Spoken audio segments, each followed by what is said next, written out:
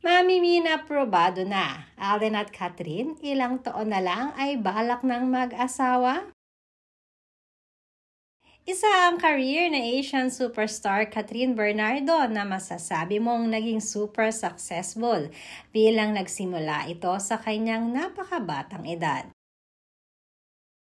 Sa isang interview ngayon ni MJ Felipe sa butihing ina ni Catherine Bernardo na si Mami Min, ay madami itong na-share sa netizens na lalo pang nadagdagan ng paghanga kay Catherine.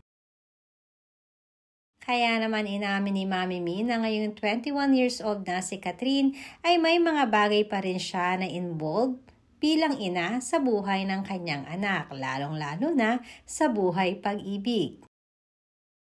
Ayon kay Mami Min ay hinahayaan na niya ngayon si Catherine, subalit meron pa rin siyang mga konting pabulong at advice para sa anak.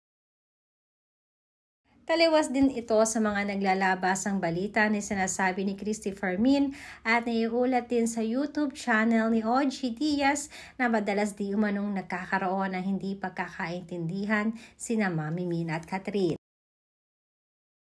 Pahayag ni Mami Min ay madami di umanong nanliligaw ngayon kay Catherine. At sinasabing aprobado na rin sa kanya sakaling mag-asawa na si Catherine soon. Sinasabi rin na si Alden Richards talaga ang bet ni Mami Min kung sakali mang mangyayari ito in the future.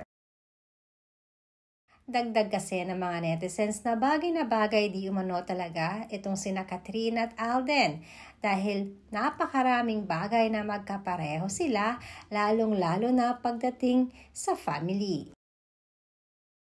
At ang bagay na di umano na ito ang talaga namang nagustuhan hindi lamang ni Mami Min kundi maging ang daddy ni Catherine at mga kapatid nito.